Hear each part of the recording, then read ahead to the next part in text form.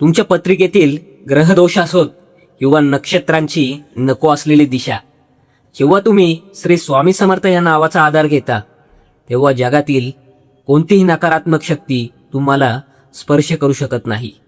भरपूर जणांचा प्रश्न असतो की मला 7.5 आहे, राहूकेतूचा त्रास आहे, मी काय करू?